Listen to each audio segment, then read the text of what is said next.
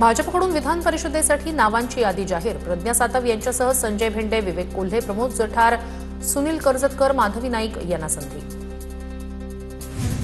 विधान परिषदेच्या पोटनिवडणुकीसाठी भाजपकडून प्रज्ञा सातव यांना उमेदवारी। काँग्रेसमधून भाजपमध्ये येताना प्रज्ञा सातव यांच्याकडून राजीनामा। विधान परिषदेसाठी उद्धव ठाकरे तयार नसतील तर काँग्रेस लढणार। वडेट्टीवार आणि सतेज पाटील यांच्या पाठोपाठ नाना पटोले यांचं वक्तव्य। विधान परिषदेच्या मवियातील एका जागेसाठी काँग्रेसची आग्रही मागणी। प्रहार पक्ष शिवसेनेत विलीन केल्यास आमदारकी आणि मंत्रिपद। शिवसेनेची बच्चू कडू यांना ऑफर, तर मंत्रिपद मिळाल्यावर पक्ष विलीन करा। प्रहारच्या पदाधिकाऱ्यांची भूमिका, सूत्रांची माहिती। बच्चू कडू आज निर्णय घेणार। प्रहार पक्ष शिवसेनेत विलीन करण्यास बच्चू कडू यांची मानसिकता नाही, सूत्रांची माहिती। प्रहार पक्ष स्वतंत्र ठेवून विधान परिषद देण्यासंदर्भात कडू यांचा शिवसेनेला प्रस्ताव, सूत्रांची माहिती।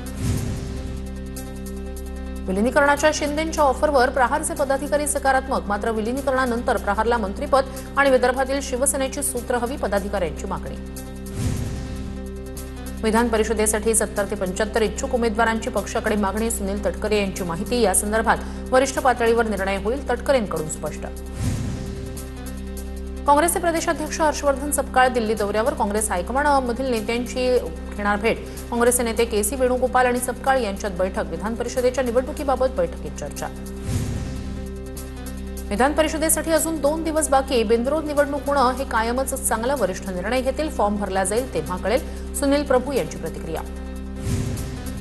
मीरा रोड चाकू हल्ला प्रकरणात गंभीर गोष्टी आढळल्यानं तपास एटीएसकडे। तुला कलमा वाचता येतो का, नमाज पढता येतो का विचारात हल्ला केला होता। आरोपीनं ISIS जिहाद असे शब्द लिहिल्याची नोट आढळली। आरोपी ISISशी संबंधित व्हिडिओ पाहत असल्याचं तपासातून समोर।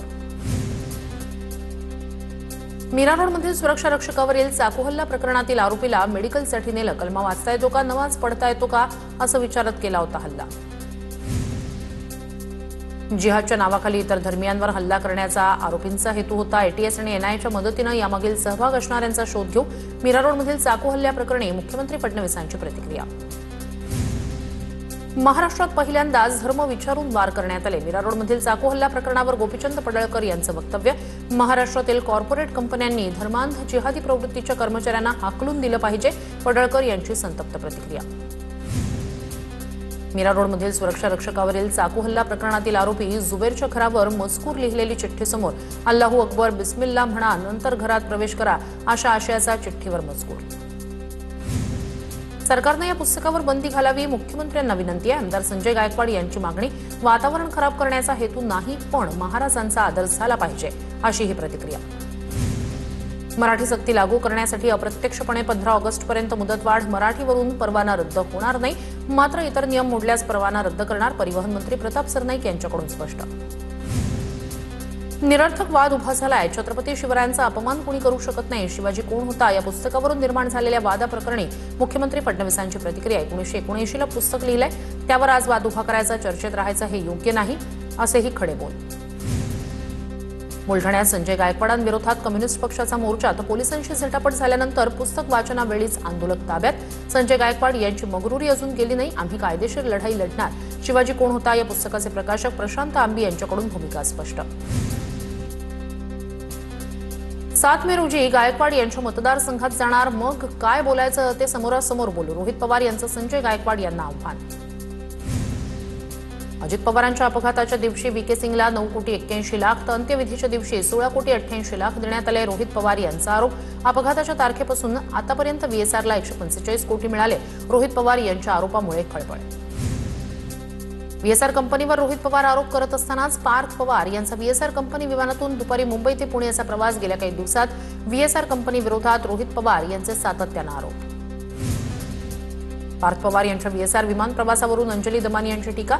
VSR कंपनीच्या चौकशीची मागणी करायचं सोडून त्याच विमानात पार्थ पवार निर्धास्तपणे जातात कसे, दमानी यांचा सवाल। चार्टर्ड फ्लाईटचे पैसे कुणाच्या खिशातून, पार्थ पवार VSR विमानात बसले कसे, जनतेला उत्तरं हवी, दमानी आक्रमक। मुंबई ते पुणे VSRचं विमान बुक केल्याची कल्पना नव्हती। VSRच्या विमानातून प्रवासावर पार्थ पवार यांची प्रतिक्रिया। बुकिंग करणाऱ्या कंपनीसोबतचा करार रद्द केला, पार्थ पवार यांची प्रतिक्रिया। रोहित पवार आज राज्यपालांची भेट घेणार। आज सकाळी 11 वाजता लोकभवनात भेट घेणार। अजित पवार यांच्या विमान अपघाताच्या चौकशीसाठी भेट घेणार। तसंच राज्यातील दुष्काळ आणि शेतकऱ्यांच्या प्रश्नाबाबतही भेट घेणार असल्याची माहिती।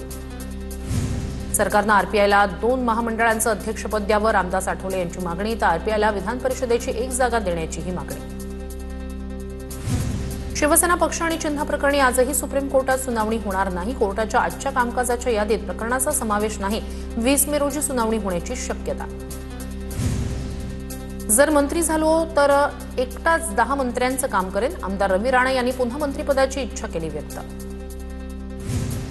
उद्योगमंत्री उदय सामंत यांनी मराठा नेते मनोज जरांगे यांची घेतली भेट. कुणबी प्रमाणपत्र वाटप आणि मराठा आरक्षण उपसमितीवर चर्चा. बीडच्या मस्साजोग ग्रामपंचायत निवडणुकीत 84% मतदान. रेकॉर्ड ब्रेक मतदानाची नोंद. गेल्या वेळेपेक्षा यंदा 10% जास्त मतदान. साताऱ्याच्या शिरवळमध्ये ग्रामपंचायत मतदानादरम्यान वाद. गर्दी केल्याच्या कारणावरून 2 गटात वाद. पोलिसांनी दोन्ही गटाच्या कार्यकर्त्यांवर सौम्य लाठीचार्ज केल्याचा आरोप. संबंधित अधिकाऱ्यांवर कारवाई करण्याची मतदारांची मागणी.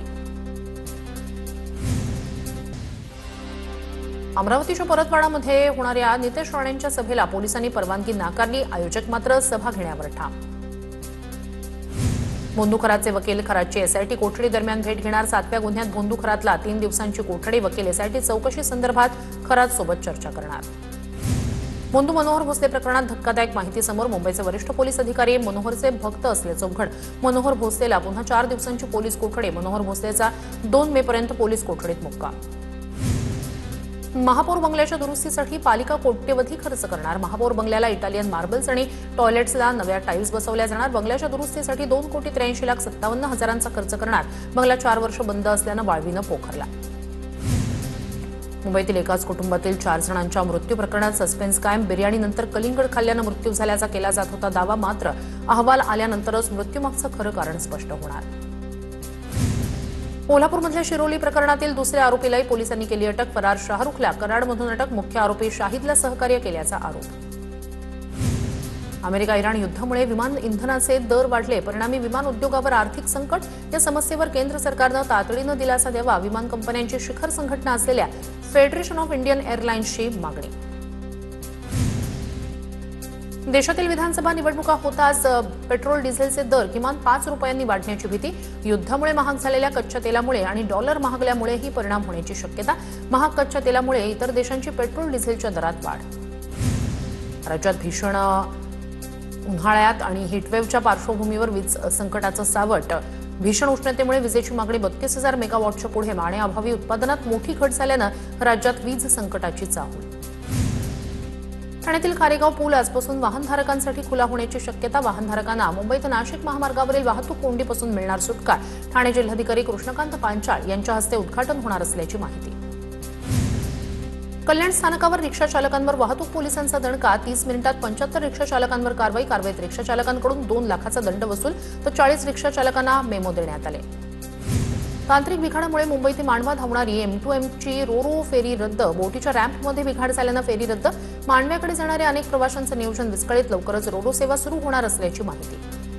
पुणे स्थानकावर घसरलेल्या वंदे भारतमुळे जवळपास 100 गाड्यांना फटका. काल दिवसभर 100 गाड्या उशिरानं धावल्या. मुख्य मार्गावरील प्रवासी वाहतूक सेवा काही तासासाठी ठप्प. धाराशिव नगरपालिकेत पाणी पुरवठ्याच्या प्रश्नावरून गोंधळ. नगराध्यक्ष आणि नगर परिषदेच्या सीईओंमध्ये वाद. आरोप प्रत्यारोपावरून सत्ताधारी आणि विरोधकांमध्ये बाचाबाची. सातारा जिल्ह्यातील शेतकऱ्यांसाठी फडणवीस सरकारनं तात्काळ मदत जाहीर केली. सातारा जिल्ह्यासाठी 60,49,000 रुपये मंजूर. शेतकरी मदतीचा निधी बँक खात्यातून थेट कर्जासाठी वळता करू नका. शासन आदेशातून बँकांना महसूल मंत्री बावनकुळे यांची तंबी. वर्ध्यातील एका शेतकऱ्याची पोपटामुळे डाळिंबाची बाग उद्ध्वस्त. मात्र नुकसान भरपाई न मिळाल्यानं शेतकऱ्यानं उच्च न्यायालयात घेतली धाव. जनहित याचिका केली होती दाखल. शेतकऱ्याला नुकसान भरपाई द्या, कोर्टाच्या सूचना. धुळ्याच्या शिंदखेडा तालुक्यातील 13 गावांमध्ये खासगी विहिरींच्या अधिग्रहणाला मंजुरी. जिल्ह्यामध्ये तापमानाचा पारा 44 अंशांच्या पुढे. शिंदखेडा तालुक्यात पाणी टंचाईचं सावट. विहिरींचं अधिग्रहण केल्यामुळे 25,000 नागरिकांना दिलासा. जळगावमध्ये ऐन उन्हाळ्यात पाणी टंचाईचा भडका. पाण्यासाठी समतानगरमधील महिलांचा पालिकेवर धडक मोर्चा. पाणी द्या महापौर, पाणी द्या. जळगावमध्ये महिलांचा महापालिकेसमोरच एल्गार. धुळ्याच्या साक्रीत लिलाव नाकारल्यानं शेतकऱ्यांना मार्केटच्या गेटवरच कांदा फेकला. मार्केटमध्ये शेतकरी ट्रॅक्टरवर कांदा विक्रीसाठी घेऊन आले होते. मात्र व्यापाऱ्यांनी ठोस कारण न देता कांद्याचा लिलाव करण्यास नकार दिल्याचा आरोप.